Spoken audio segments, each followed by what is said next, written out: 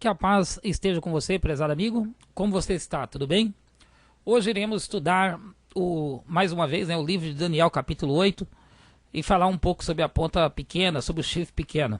Sabemos que algumas pessoas acreditam que o chifre pequeno de Daniel, capítulo 8, é o mesmo chifre pequeno de Daniel, capítulo 7, que não é verdade. Mas vamos analisar hoje com muito cuidado esse texto para a gente tirar uma conclusão séria e verdadeira sobre isso. Vamos lá? Daniel capítulo 8, verso 9 em diante, diz: de um deles saiu um chifre pequeno e se tornou muito forte para o sul, para o oriente e para a terra gloriosa. Cresceu até atingir o exército dos céus, e alguns do exército e das estrelas lançou por terra e os pisou. Sim, engrandeceu até o príncipe do exército, dele tirou o holocausto contínuo, e o lugar do seu santuário foi deitado abaixo. Contextualizando esse capítulo aí para você não ficar perdido. Nesse capítulo nós temos alguns símbolos proféticos. O primeiro símbolo profético que você vê é o carneiro. Carneiro com dois chifres. A Bíblia diz que esse carneiro representa o rei da Média e da Pérsia, ou o Império Medo-Persa, ok? O Império Medo-Persa teve o seu domínio do ano 539 até o ano 331, tá ok? Na sequência, a Bíblia fala que o bode lutou contra o carneiro e venceu a guerra. O bode aqui, esse bode aqui com o chifrão grande aqui, com o chifre enorme aqui, esse bode representa o Império Grego, que teve o seu domínio do ano 331 ao ano 323. A Bíblia diz que esse Império Grego iria dividir, em 4 partes. E aí, simbolicamente, a Bíblia apresenta aqui o bode com 4 chifres, tá ok? Com 4 chifres aqui na cabeça do bode. 4 chifres no plural, tá ok? Indicando que o reino da Grécia iria dividir em 4 partes, tá ok? A Grécia, ela teve o seu domínio até o ano 168. Vale lembrar que a Bíblia, ela usa uma linguagem para expressar esse reino da Grécia, esses reinos divididos, se expandindo aos 4 cantos da terra. Diz a Bíblia que os 4 chifres, eles cresceram para os 4 ventos do céu. Um chifre foi ao norte, outro chifre ao sul, um chifre ao ocidente e outro chifre ao oriente, tá ok? E a Bíblia continua dizendo que depois desses 4 chifres aí, iria surgir um outro chifre que, segundo a Bíblia, seria pequeno no começo, mas que depois ele ia crescer muito. E à medida que ele E esse chifre teria um objetivo de crescer até atingir o exército dos céus, tá bom? O exército do céu. Então vamos aqui. O que esse chifre faz? Quais são as ações desse chifre? Ele persegue o exército dos céus. Ele persegue o príncipe do exército. Ele tira o holocausto contínuo do príncipe. E ele lança por terra o lugar do santuário. Ok? Opa. Continuando. Então vamos lá. De onde sai o chifre? Esse chifre pequeno. De onde ele sai? Próximo de que momento o chifre inicia a perseguição ao povo de Deus e ao templo?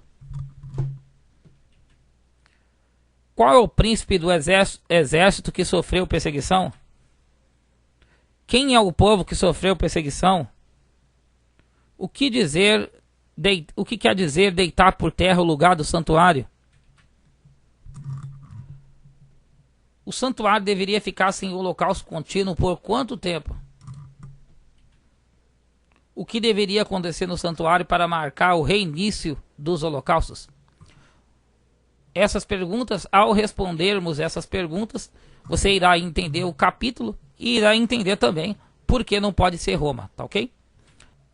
De onde saiu o chifre? Há uma polêmica em torno desse tema, porque algumas pessoas dizem que o chifre ele nasce de um dos ventos. Acredita-se, né, que quando o texto diz que o chifre nasce de um deles, no original, segundo dizem, né, que no original tá de um deles saiu uma ponta pequena, de um deles saiu um chifre pequeno, de um deles eles querem dizer que é de um dos ventos e não de um dos chifres.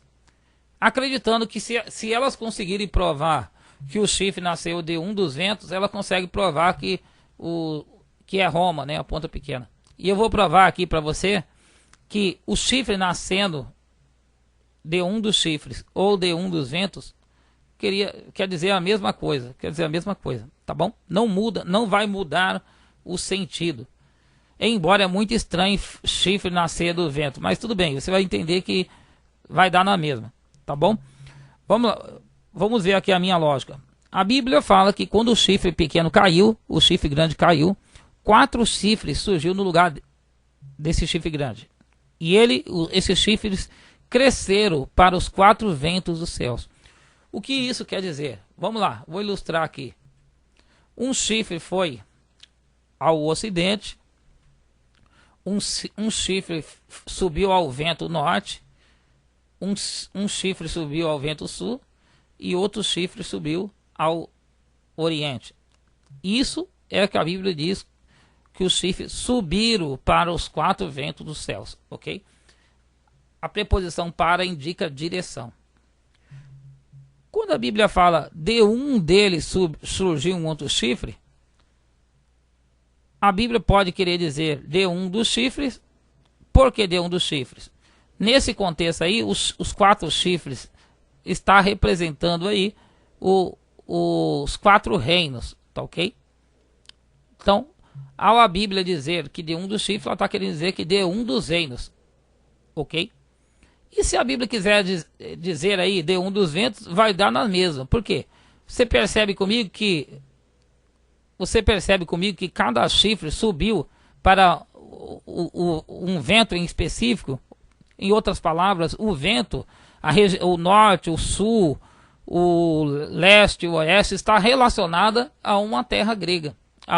Está relacionada ao Império Grego, ok? Então dizer que o chifre saiu do chifre ou de um dos ventos quer dizer a mesma coisa, quer dizer que de um dos 4 reinos que representava o Império Grego surgiu um rei, tá bom? Ou seja, acabou a polêmica, não tem mais polêmica.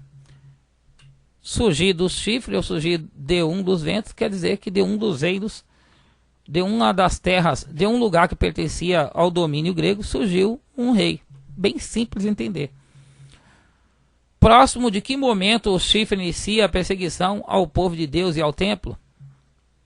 Daniel capítulo 8, 23 e 24. Mas no fim do seu reinado, quando os prevaricadores acabarem, levantar-se-á um rei feroz de catadura e especialista em intrigas. Grande é seu poder, mas não por suas próprias forças. E fará o que lhe aprouver, destruirá os poderosos e povo santo. Ok?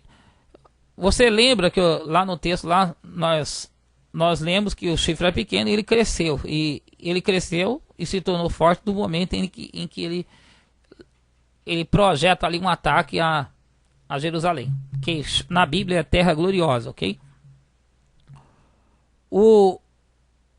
A perseguição ao templo e ao povo de Deus se dá aqui, ó, no fim do seu reinado.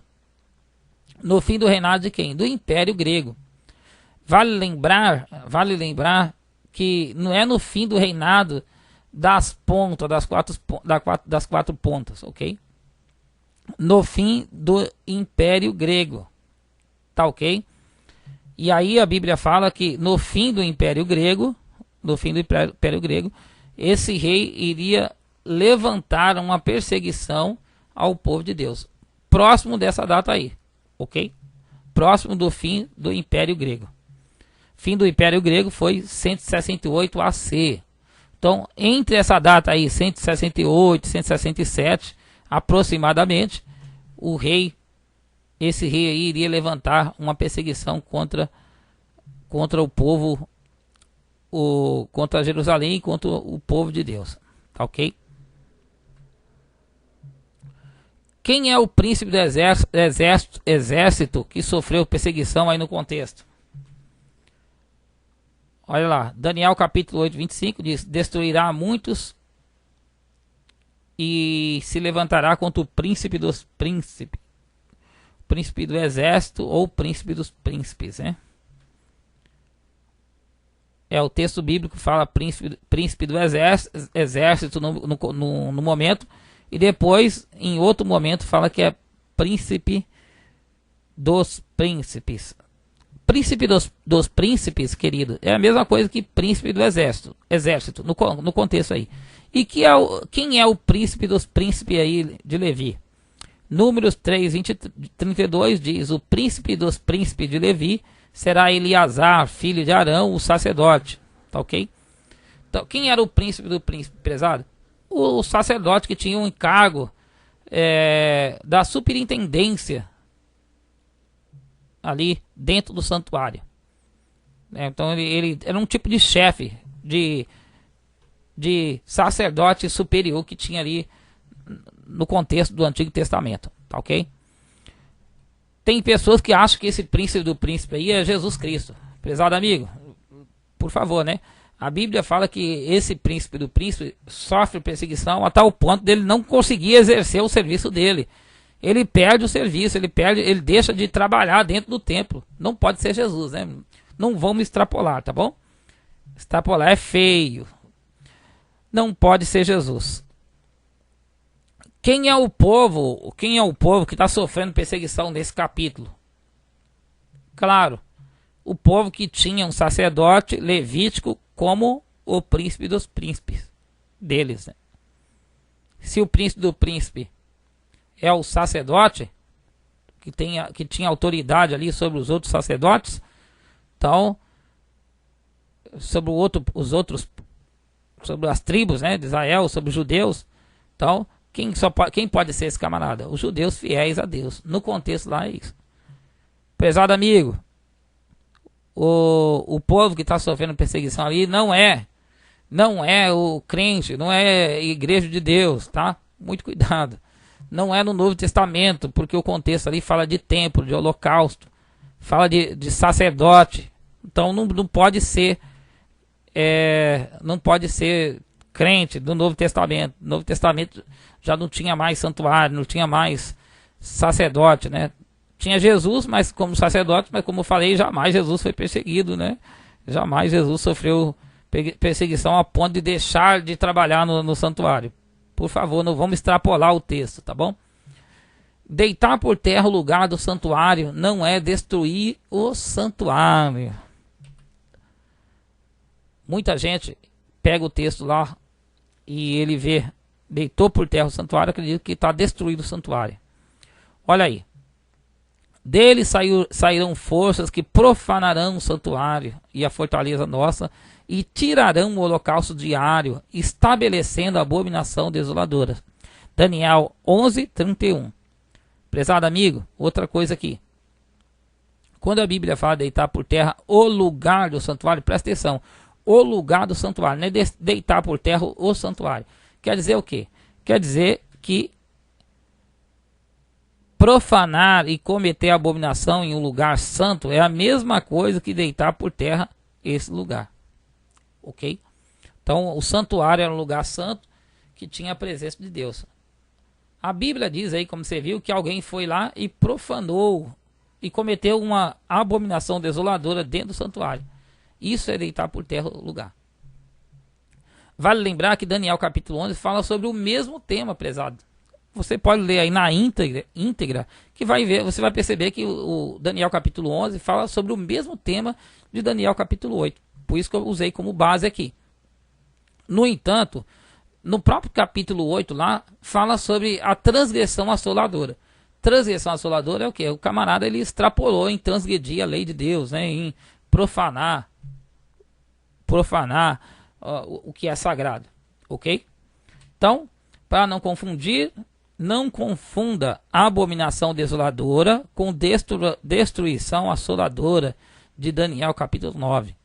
Daniel capítulo 8 fala sobre transgressão assoladora, Daniel capítulo 11 fala sobre profanação ao santuário e abominação desoladora. Daniel capítulo 9 fala sobre destruição. É bem diferente, não confunda, prezado amigo, tá ok? O santuário deve ficar sem holocausto contínuo, deveria ficar sem holocausto contínuo por quanto tempo? Aqui está a chave importante para entender esse texto aí. Eu acho que é um dos versos principais. Olha lá, o verso 13 e o verso 14. Até quando durará a visão do holocausto contínuo e da transgressão assoladora, para que seja entregue o santuário e o exército, a fim de serem pisados? Perceba comigo no verso 13 aqui, que há uma pergunta. Até quando? Esse até quando durará? Ele está querendo saber sobre o quê?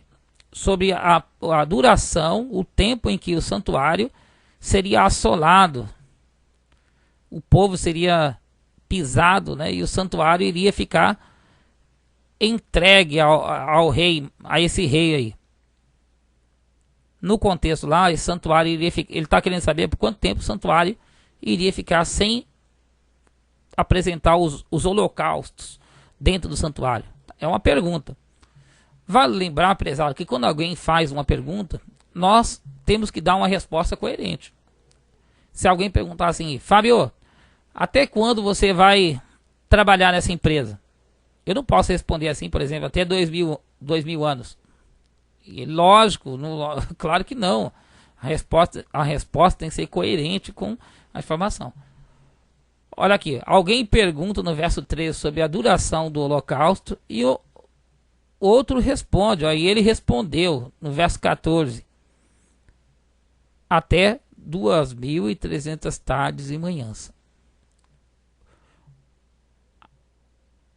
A visão das tardes e manhãs, o tempo tardes e manhãs, é o tempo em que o santuário ia ser pisado pelo rei, por esse rei chamado Chifre Pequeno.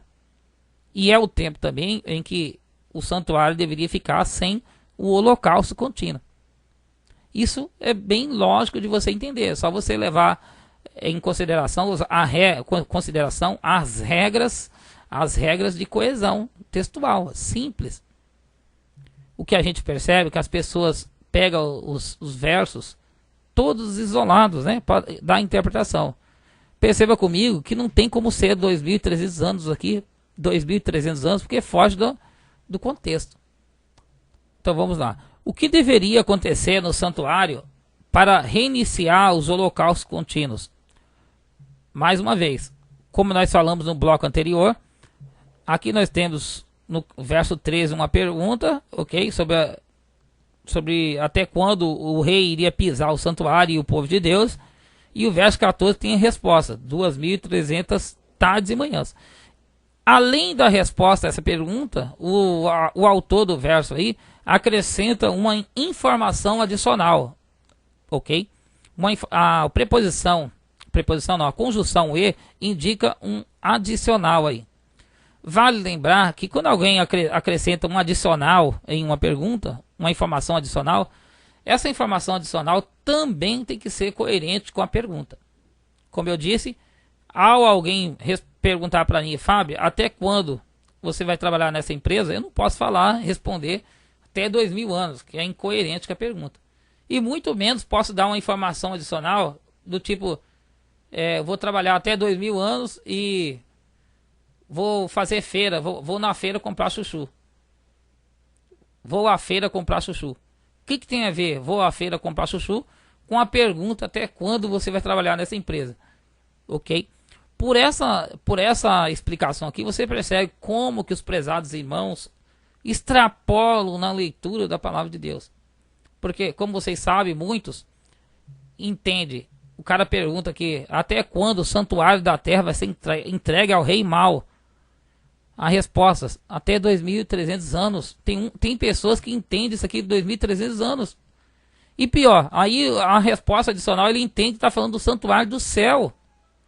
E eles continuam extrapolando mais ainda, porque eles vão lá e dizem que esse tempo das tardes e manhã vai de 457 até 1854. Gente, em 457 a Ponta Pequena não tinha tomado o santuário. Nem existia a Ponta Pequena naquele tempo, né? Porque dentro do contexto bíblico, 457 nós estamos dentro do contexto da Média Pérsia. Não chegou ainda nenhum rei a partir da Grécia ali. Então extrapola, né, prezado? Por que é impossível que o chifre pequeno seja Roma? Roma não iniciou nenhuma perseguição ao templo aos judeus próximo do ano de 168. Como você viu, no fim do seu reinado surgirá um rei feroz de cara e ele causará estupenda destruição em Jerusalém. Esse rei, ele surge pequeno e cresce. E cresce quando? Por volta do fim do reinado da Grécia. Tá? No finzinho da Grécia ali, quase a Grécia quase perdendo o domínio ali, surge esse rei ali. E esse rei se direciona a Jerusalém para provocar uma perseguição. Roma não provocou perseguição no ano 168, prezado. Para você ter ideia, Roma, ela tomou Jerusalém no ano 63 a.C., mas a perseguição a Jerusalém só foi no ano 70 DC, então não tem como ser Roma. Quando o texto diz no fim do seu reinado lá, não está querendo dizer o ano 70 DC. Tá ok? Chifre aparece na cabeça do bode, isto é, o chifre é um rei grego. Outra coisa importante, como eu falei, o chifre aparece na cabeça do bode ali, de um dos reinos da Grécia. Não pode jamais ser Roma. Mesmo porque, como eu vou mostrar aqui, ó, um chifre sozinho jamais pode representar um império.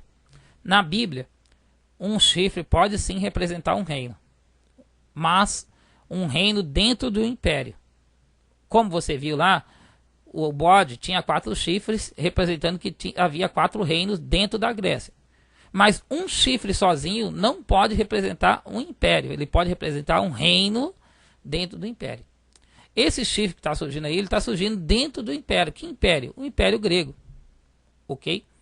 Perceba no contexto da profecia lá, que o bode não morre.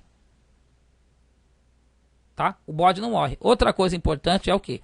Que quando Deus mostra que um reino, um império está dominando sobre outro império e ficando em evidência, Deus mostra algum elemento. Por exemplo, no contexto da profecia, o bode vence o carneiro.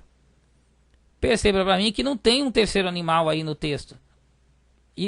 Não tem um terceiro animal vencendo o bode. Então, ou seja, o chifre pequeno, ele nasce dentro dos domínios da Grécia. Ele é um rei grego, tá ok? Chifre sozinho, prezado. Primeiramente que chifre nasce onde? Na cabeça. Chifre no ombro, chifre na mão, não existe, ok? Mesmo sendo profecia simbólica, mesmo a profecia sendo simbólica, chifre nasce na cabeça. E cabeça de quem? Cabeça dos animais. Não é cabeça de gente, é cabeça de animais. Jamais Deus ia dar uma profecia mostrando um chifre sozinho, sem cabeça e sem corpo andando. Jamais, né? Não tem sentido. Então aquele chifre ele nasce na Grécia, tá ok? No finzinho do reinado da Grécia, mas na Grécia. É um chifre grego. O chifre é um homem, não um império. Se você pegar Daniel capítulo 8, verso 21, você vai perceber que chifre também representa, também pode ser um homem. Pode ser um reino dentro do império, mas também pode ser um homem. Por que esse chifre aí ele é um homem? Porque a Grécia já tinha dividido o seu reino em 4 partes.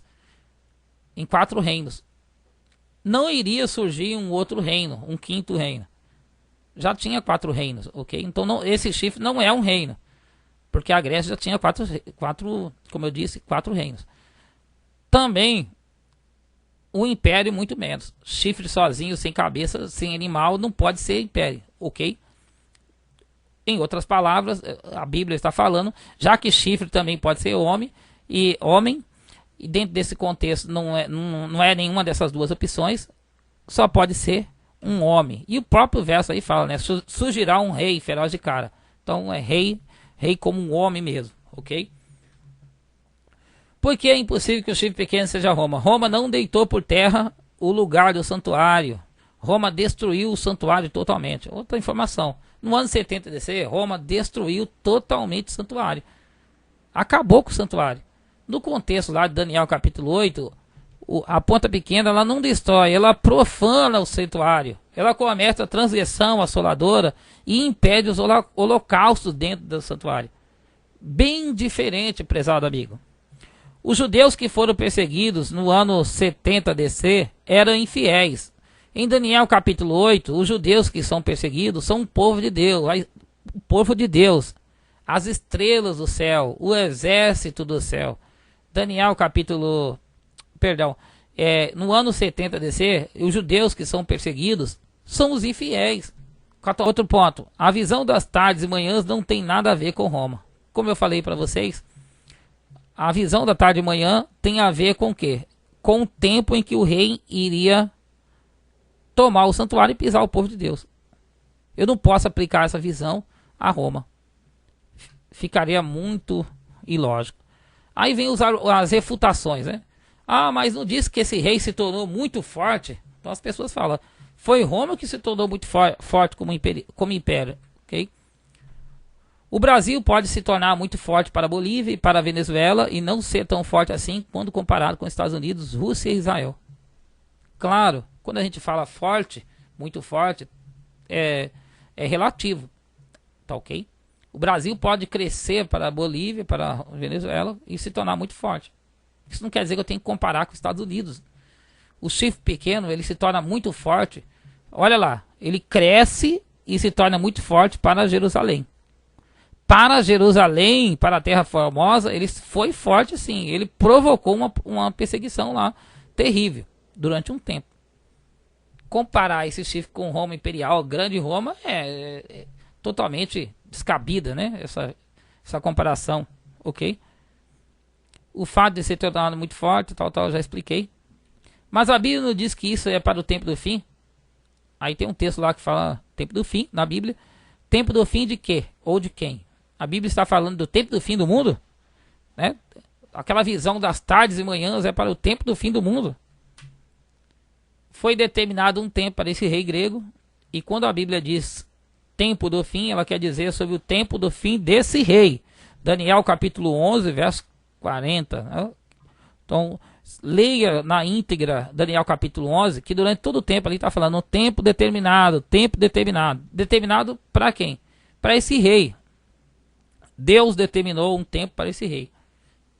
E dentro desse tempo que Deus determinou, tem o fim desse tempo. Tempo do fim que foi dado para esse rei. Bem simples de entender, prezado. Olha lá. O chifre pequeno é um rei grego e não o Império Romano. Um rei que se dirige para Jerusalém por volta do ano 168. Olha aqui. No ano 168 ele cresce para Jerusalém. Ok? Se dirige para Jerusalém a fim de perseguir o povo de Deus. Ele profana o templo e impede os holocaustos contínuos por 3 anos e meio. 2.300 tardes e manhãs, se você contar, jogando cada tarde e manhã como o sacrifício, né? Que o sacrifício era feito à tarde e na manhã, ok? Vai dar 3 anos e meio. Depois dessa perseguição, depois de 3 anos e meio, o santuário, dessa perseguição ao santuário, os judeus realizam uma cerimônia de purificação para retornar o serviço do templo. Eu esqueci de falar isso no estudo. Por que o santuário precisou de uma purificação, prezado? Por quê? Porque o santuário ficou profanado durante 3 anos e meio. Então, para retornar o serviço para retornar o serviço de holocaustos contínuos, o sacerdote poder trabalhar ali dentro do santuário, teve que fazer uma purificação dentro do santuário. Mas santuário da terra, não do céu, ok? E aí o que acontece? Depois de 3 anos e meio o serviço terminou. fez o serviço, a cerimônia de purificação do serviço. A história confirma tal coisa. Quem foi esse rei? Será que a história confirma que houve isso? Houve um rei que por volta de 168 entrou em Jerusalém, matou o povo judeu, destruiu a verdade de Deus lá, que é a Torá, impediu as pessoas de guardar sábado, profanou o templo de Deus, sacrificando porcos dentro do templo, e colocando uma estátua de um deus pagão chamado Zeus dentro do santuário, que era a presença mais santa que tinha, que um gentil jamais poderia entrar, somente sumo sacerdote ali dentro do templo. Esse rei fez isso. Será que não condiz com a profecia? Será que não? E exatamente por 3 anos e meio essa perseguição. Lógico que a história confirma bem claro que é o nosso conhecido Antíoco Epifânio IV. É muito mais coerente acreditar que foi Antíoco Epifânio do que Roma. Não faz sentido, tá? Porque Antíoco perseguiu e impediu o sacrifício no templo exatamente por 3 anos e meio, 2.300 tardes e manhãs. Essa purificação do templo é comemorada até hoje como o dia de Chanukah, ou festa das luzes entre os judeus.